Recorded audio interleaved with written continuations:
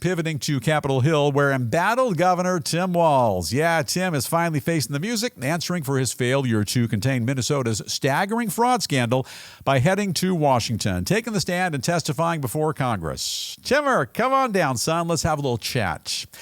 Amid repeated accusations that he's not entirely telling the truth, just a few hours back, Walz was grilled repeatedly by angry Republicans on the House Oversight Committee over his utter failure to safeguard taxpayer money. That what I understood that you meant. What did you think I meant? That Among their allegations that Walz completely ignored the ongoing fraud out of fear that he would receive political backlash from his state's Somali community. Now, nice trade-off.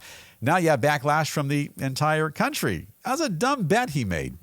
The recriminations against the disgraced governor don't stop there. And when eventually confronted with incriminating evidence from a judge that fraud payments had actually been restarted due to his own inaccurate statements, in other words, his outright lying, Walz kind of hemmed and hawed a bit before mumbling that it simply came down to some sort of innocent misinterpretation. And then the court says we didn't order you to restart the payments. So either you're lying or the court's lying. And I'm just asking you, which one is it? Line. I'm sorry, what? He asked for a line, like in a play. Before the hearing even began, the House Oversight Committee released a comprehensive 53-page report in which they accused both the governor and his sidekick, Attorney General Keith Ellison, of knowing for years about widespread fraud in Minnesota's federally funded social services programs and saying nothing about it. Yeah, those boneheads, they simply dummied up. Furthermore, the report accuses the two of deliberately lying to the American people concerning what they knew about the rampant fraud, of failing to take any meaningful action to stop it once they found out about it, and of intentionally retaliating against any whistleblowers who had the courage to raise concerns.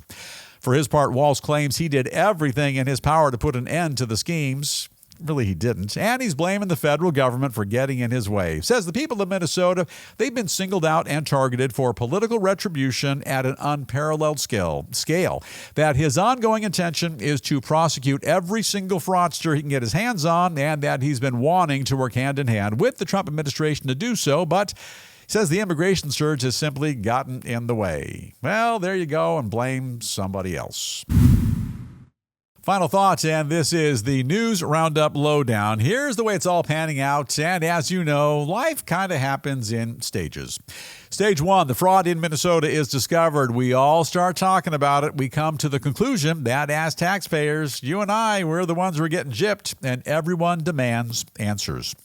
Stage two, we turn to the honorable and trustworthy Minnesota Governor, Toxic Tim, for an explanation, and when we're stonewalled, we ask the feds to jump in and demand accountability. Happening right now, step three. The alleged guilty party was just grilled by the grown-ups in Washington, and he was told to state his business. In other words, hey, what happened? How? Why? You got to love Toxic Tim's explanation as well. And he says it all comes down to a misinterpretation. Well, it's mighty convenient, but it's absolutely ludicrous. You can misinterpret a text message, body language, or instructions on how to fix a transmission in a 94 Dodge pickup truck.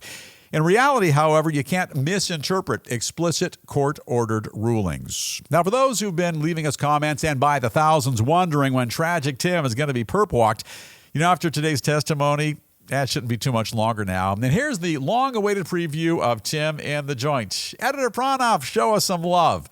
Now, if you look real close, you'll see the prison ID number, and I think it says inmate number 9 billion. And hold that shot, if you would, please, Pranoff. The prisoner ID number might actually be 9,000, and if it is, I apologize. It's my fault. And if I got it wrong, I think that's what they call a misinterpretation.